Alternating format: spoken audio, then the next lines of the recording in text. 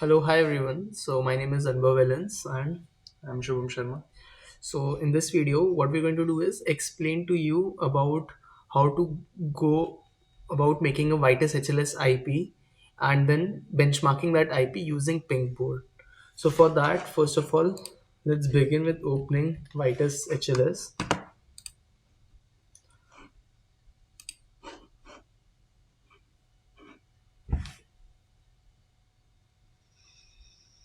So you can also source the correct setting files and in the terminal window, and you can open Vitis HLS using that as well. I hope most of you are clear with that. We'll go about creating an empty HLS component. Actually, sorry, create empty HLS component. So the folder which we're going to choose, let's create a new folder.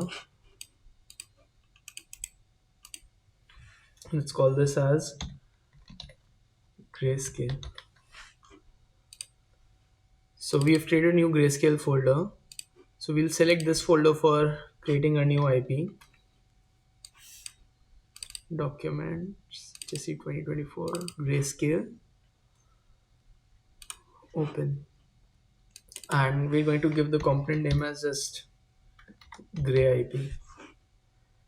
So the purpose of this IP is to actually convert a normal RGB image to a grayscale image, right? Yeah. Now, in the configuration files, we'll just put empty and we'll create a new configuration file for this project next. And here it is asking us to put the design files. So in this, we'll create two new files. So open in terminal, and I'll open this whole thing in VS Code. Hyphen and dot. And I'll add two IPs. So the first IP I'll give it the name. Let's call it. Let me just actually open that.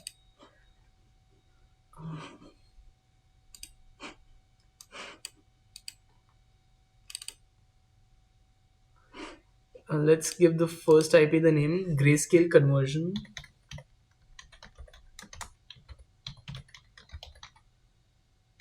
dot cpp file. So how this file is structured is I'll keep on explaining as I'm putting the content in the folder. So first of all, we can include certain libraries which were previously written, and this file we're actually taking from the Vitis Vision library, which is available on the GitHub folder. So if you go to Vitis uh, Vision library, if you just type it, and you can download this whole folder. So this whole folder will be somewhere around 578 MB, and you can extract that folder. So for me, I have extracted that folder in my desktop by the name Vitis Libraries. Inside that, I have all these things which I'm using. All right. So this is the first thing. Then what we'll do is we'll include some constants like the data width, the height and the width of the image, the RGB image format, the grayscale image format, and the single pixel processing clock cycle. Next, we're going to define the AXI4 stream data type and write a function for converting the AXI stream to our converting AXI4 stream to our matrix on which we'll do the calculations. So this is the code which we're using for that. Next, what we're going to do is write a code for converting the matrix to the AXI4 stream. Again, because the calculations which we'll be doing in our algorithm will be based on the mat operations. All the computer vision, all the like OpenCV functions function on this mat variable. And what is coming from our DMA actually is a stream protocol. It's an AXI4 stream protocol. So, and our IP which we're going to make, that also is going to be an AXI IP only. And finally, what we're going to do is we're going to write a kernel for doing the grayscale conversion. So in this, if you understand, like I'll explain you high level, but you can understand things more deeply. Uh, so we have the source, the destination, the rows and columns. The source and the destination, we are defining it as the HLS stream type, and we're using the HLS interface EXIS register both port for source and destination. And for the rows and columns, we're bundling it with the control, and we're using the AXI Lite protocol for that. For and finally, we have a return port for like again as part of the control bundle on the AXI Lite protocol, and we're giving the HLS data flow paradigm for doing all this implementation of this particular function. So once these things are sorted, what we're going to do is we're going to take the image, we're going to create a matrix variable, this variable of this data type for our image input, storing the image input, and for storing the image output. And the dimension of this would be obviously rows into columns. That's what we are giving into this function. Next, for converting the xi4 stream to the matrix, we're going to use this function which we have defined on top, exi to xf mat, and we're going to pass in the data width, the type, height, width, and the npix, which we have defined as the constants above, like the single pixel processing and etc. And we're going to give the source and our image input. Similarly, after that, we'll perform the grayscale conversion with the similar structure what we have seen. And this function, if you mind it, this function is actually coming from the Vitis Vision library, which you've downloaded and placed in a desktop folder. I'll show you once again. Like in Vision, L1, include, and in image proc, you can see on the top in the image proc, image processing basically, we have this function xf cvt color.hpp. So we are using this header file, and in this you'll find all, like, the rgb to this function which we are using, rgb to gray function in this. And finally, we're converting it back, whatever the image output is, and we're putting that into the destination port. So I hope this is clear. Source and destination are defined as EXI stream, EXIS, and these are defined as EXI Lite protocols, the rows and columns. So similarly, I've saved this. Now we'll have to create one more file called as testben.cpp file. So this file does not matter that much, but quickly we'll just fill this file as well.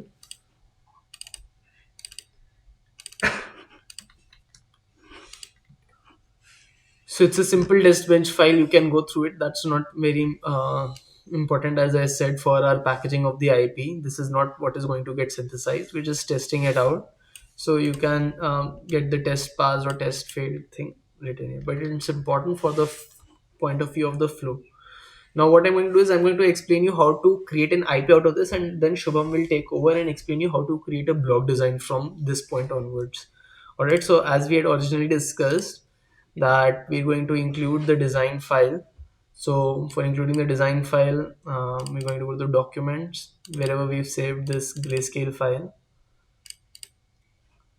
and we're going to pass some common flags. And firstly, I'll add all the files and then we'll pass in the flags. And for the test bench, I'm going to add this file. So you can see these two files are added here. And then for the files which are common to all, what I need to do is I need to actually copy this L1 include, whatever we had in the L1 include, this folder in my desktop. Basically, wherever you've placed the wherever you've placed your Vision L1 include, what you have to do is you have to copy path to this, and in the C flags, as can be seen in the documentation, I'll open that documentation once.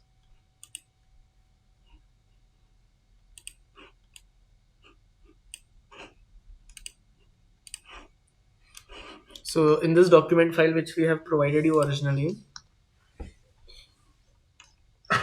here if you scroll down to this point where now using, you can copy this. Obviously this file name will be different, so that's what I'm trying to show you, that -i and the name of the include folder followed by -d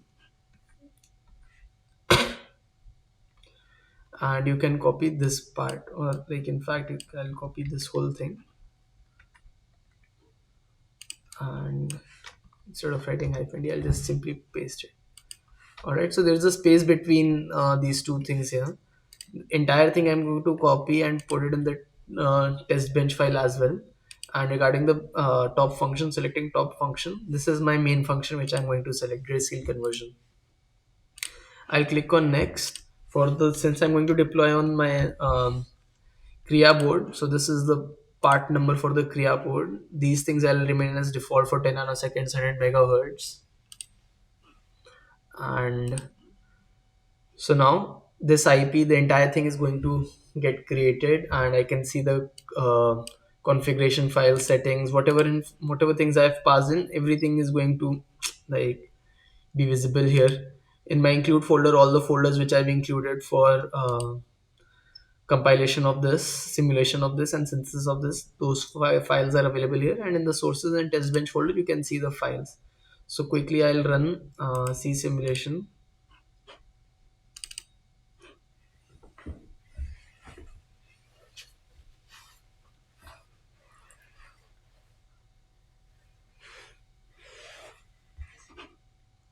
Next, we're going to run C synthesis.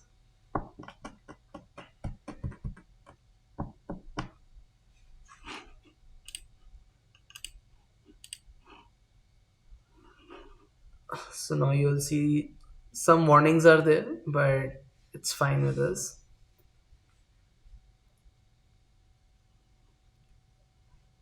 So at this point of time, you can see some interesting results regarding the reports which have been generated. So individually, we can see, like, we can go here.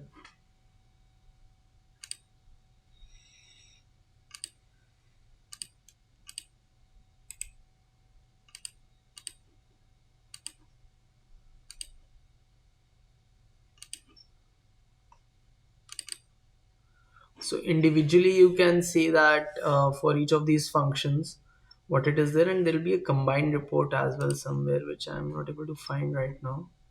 In any case, so this is the Verilog code which has been generated for our, it's an AXI enabled IP, and this is the complete code for the Verilog code, and you can go keep going inside each of these things and can see the entire hardware HDL code which has been generated. Okay, so I just figured out that I was searching for it here, but actually in the flow you can see that after C simulation reports and C synthesis reports are there.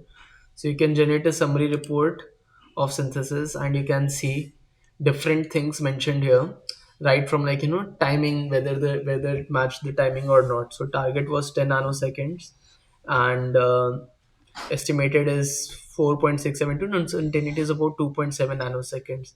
Then the latency in the clock cycles for RGB2 array, latency in nanoseconds, interval, and pipeline, whether it is data flow or not. So that is mentioned here. The number of usage of BRAMs, DSP slices, flip-flops, sluts, and URAMs, that is also mentioned here. So you can individually see the different resources which those functions are occupying actually. And you can go into a more deeper analysis of it.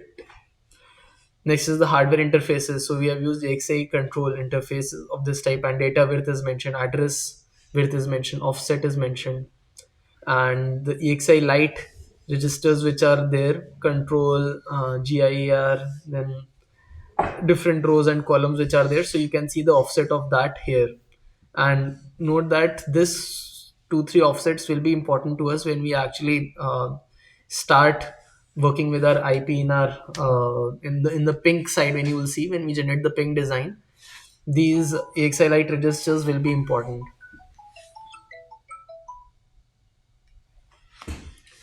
All right, so one interesting thing to note is these things here. If I could just copy the entire thing. So there's, for different bits, it is telling you what does those bits mean, like AP start, AP done, and this I'll again show you when we come back. I'll again show you, but you can note down the register and the offset. All right, so this is known as the register mapping of this IP.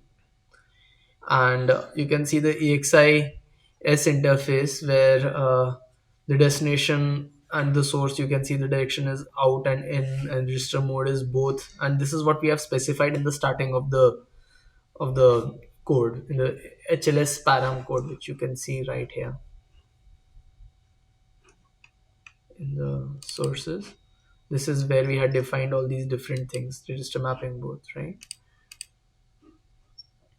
And finally, you can see some top level control things and the software IO information about the different things which we had defined: source, destination, rows and columns, and the data type which we had used for them. And software to hardware mapping also is like, source and destination are interface type, whereas rows and columns are register type. And the offset again is mentioned here, the range is mentioned here, the pragma report is delivered here.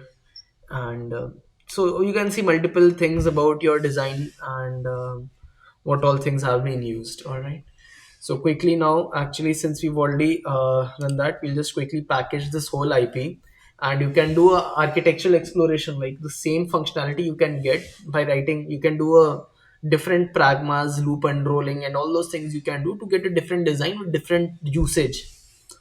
So now once this is done, what we'll do is we'll move to our Vivado. So the package, it is finished. We'll start with creating a project, and we'll name the project, let's say, as grayscale conversion. All right, and let's create this again in the same documents folder, HSC 2024, and grayscale select. In here we're going to select the board as KB260.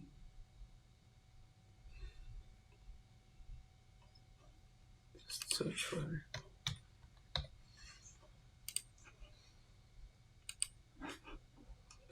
And I'll click on finish.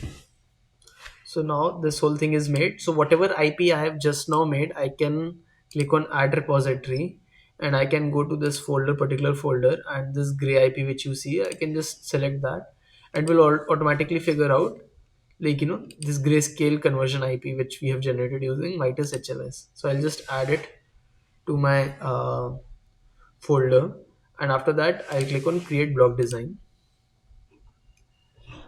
So from this point onward, Shubham is going to explain to you how to create the block design and what all things have been, like, important while we're creating this design, which you have to take care of.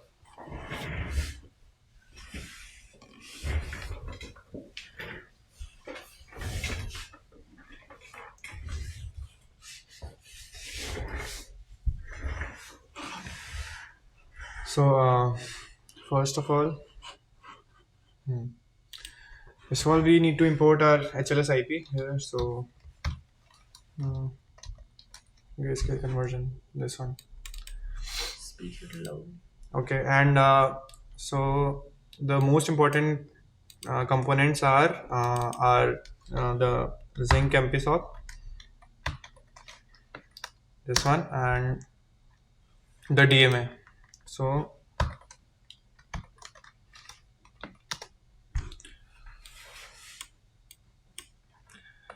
now there are a few configuration changes that we need to make here. These are important. Also explain why, like, some signals you can explain why we're making this. Yeah, and the interconnect, etc. All will be added by the Vivado itself by when we run connection automation. So first of all, we need to run block automation for this zinc board. Now, two slave ports are needed here for the board to communicate to the PS memory. So we'll add them here.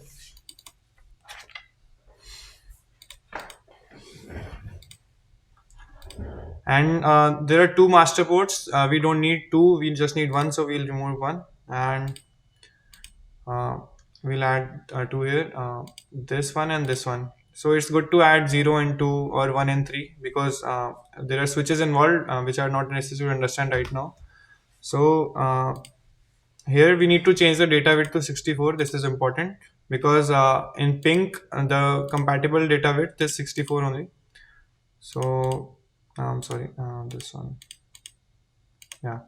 So for all these three ports, you need to change the data width to 64. Yeah. So as we can see, two slave ports are there, and only one master port has is there now.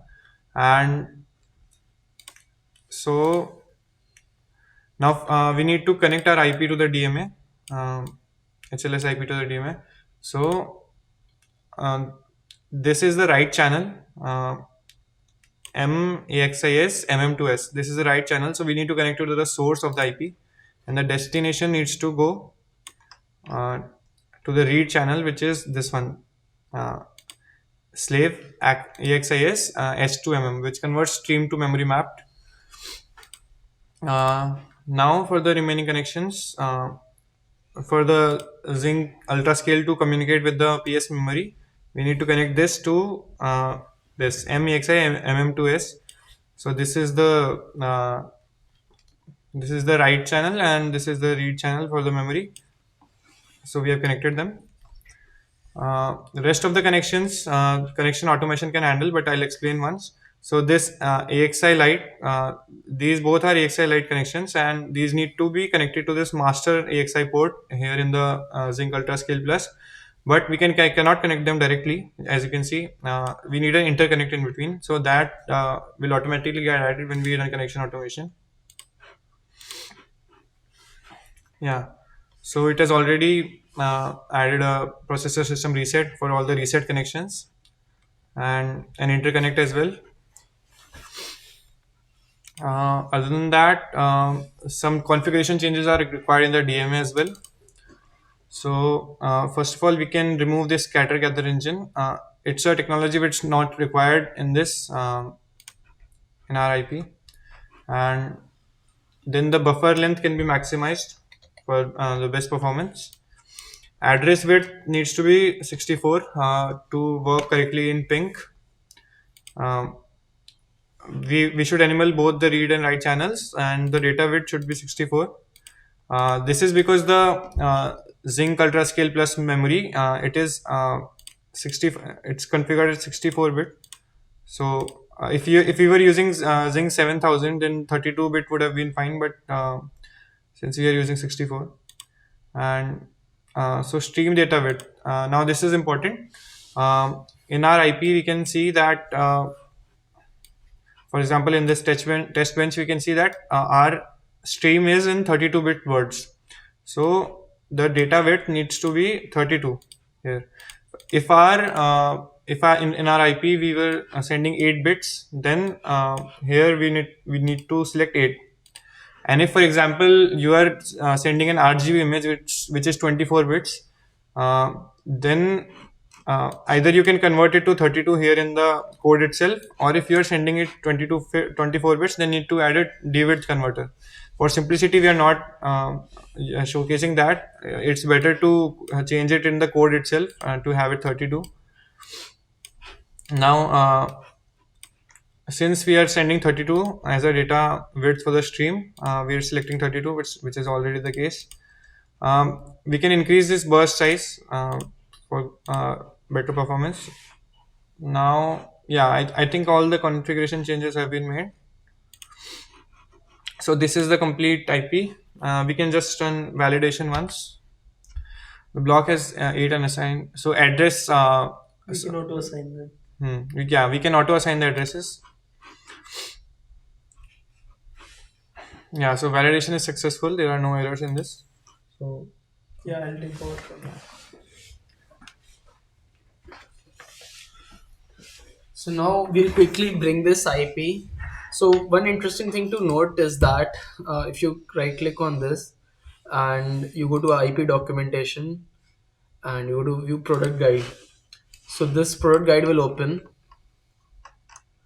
about AXI DMA. You can explore this like you can explore this quite well, And in fact, you can go in even in the documentation later, like the online documentation of this. I'll just quickly explore to you when the correct time is there.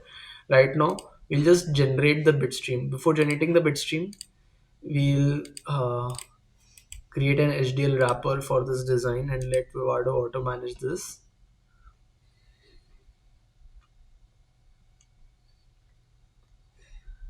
And now we'll simply generate bitstream.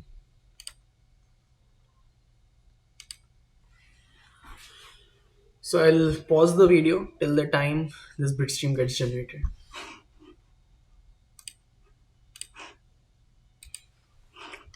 Okay, so now our bitstream has been generated and we'll quickly open the implemented design and see. We can go over through the different resource utilization percentage of the resources which has been taken by our IP along with other resources, and we can compare it with the resources which we had seen in our HLS window. So you can report utilization and utilization. You can see that the design took how many LUTs, registers. So we can do a summary study and what was the utilization percentage as compared to all the resources which are available. So since it was a very small design, so we hardly used some LUTs, flip flops, and BRAMs and DSP slices, and this should be similar to what we had seen in the report which was generated by Vitis HLS. Now what we're going to do is we're going to actually go over to this folder, this documents, JC 2024, and so here you'll see that inside the gray uh, scale conversion, we have the complete Vivado project. So this was the name of the project, and here we're going to search for two files. Firstly, I'll just expand the screen a little bit so it's easier for you. We're going to search for the bit file and we're going to search for the hardware handoff file, HWH file. So I'm going to copy these files to the main folder,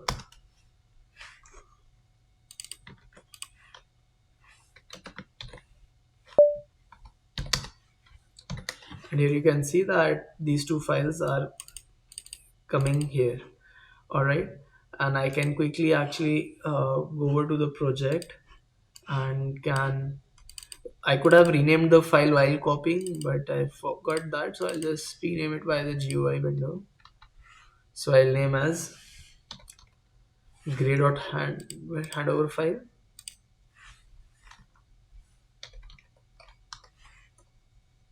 and sorry,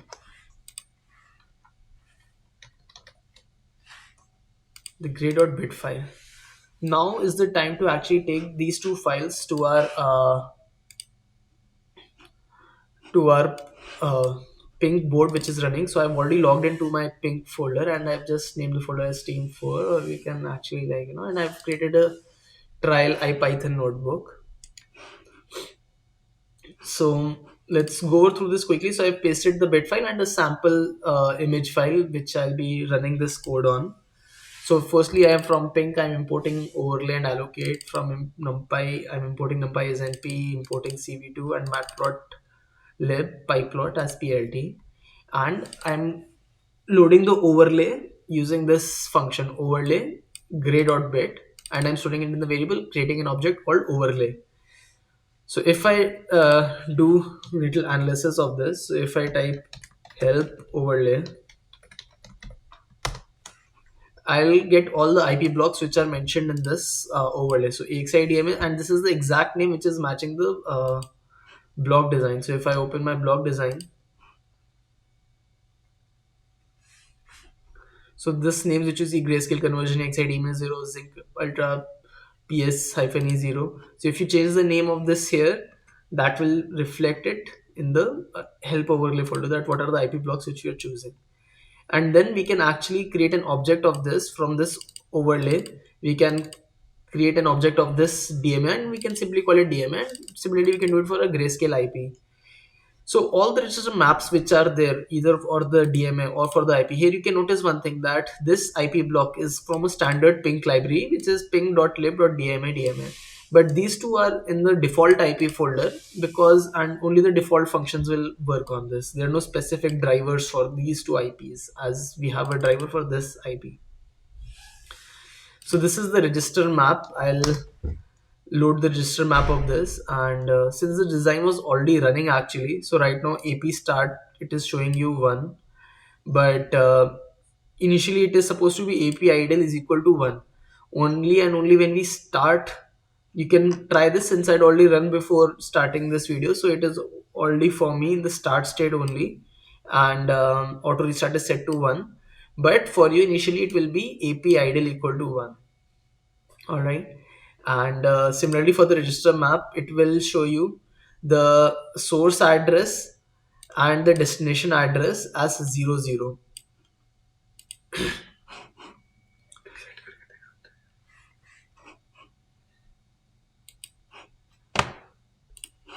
So in order to help you understand better, I have actually killed the kernel. I have shut down and I have restarted the kernel, and now I've loaded it again, and it shows you AP idle is equal to 1. And for this source address and destination address, uh, destination address is showing you 0. So what I'll do is, for sake of clarity, I'll just copy this from here into a file, and we'll compare it when we actually run something. We'll compare it with them. So here it's the simple thing, we're just outputting our image 256 cross 256 image, and we're storing an input. We're creating allocating for in the DDR memory. We're creating an input buffer and an output buffer of this shape and data type, and we're storing the image in that, and we're storing the rows and columns, and this is where we're actually, like, writing rows and columns to the register. So if you remember, rows and columns are part of register and were not part of interface, and whereas destination and source, DST and source, were part of the interface. At this point of time, we can start the DMA channel by saying send channel dot transfer input buffer and output buffer. As soon as we execute this, so the DMA transfer, like, it will initialize the source address and the destination address. This we can verify here. So if you notice right now, source address and destination address, and if I run it, so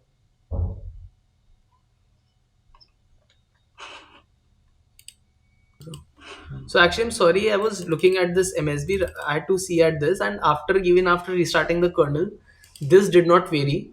So you can, in your, if you're doing it for the first time, like I've already set up the board and I did not restart the board entirely from scratch. If I would have done that, then this would have also, you've seen the source address and this destination address to be 0. Sorry, this one. Here, one important thing to note is that if you look at the physical address, this physical address of the input buffer will correspond to the source address written here. And if you similarly do it for the output buffer physical address, it will correspond to the address which is written here. So now let's start the HLS kernel. So here, as of now, if again I'll show it to you. Here the idle state is 1, but as soon as we start in the control register, we write 81. 81 basically means 1000001. So our AP start and auto restart will be set to 1, and this we can verify by checking the register map right now. So AP start 1 and auto start is set to as 1, and rows and columns we've already written because these are just registers. So now on executing this, since it's a very small transfer, so DMA will instantaneously do this work. It will not take time. But if it was a huge transfer, then we could have seen other status registers of the DMA changing, whereas showing that it is not idle right now and it is actually functioning. So, but in our case, the DMA response will be received immediately. So whatever the DMA response is, that we have received immediately in the output buffer, because it hardly took some milliseconds to actually do all this work. Finally, we're going to convert the output buffer to grayscale image, and this is the complete output. So one important thing to note here, like, the DMA register map, whatever you're seeing here, is actually not coming from some magic. But if you search for the um, DMA's IP product guide,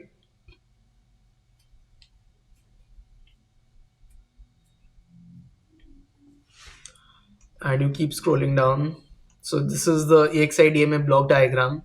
So all the diagrams which you see, all the connections which you're seeing, all these are mentioned here.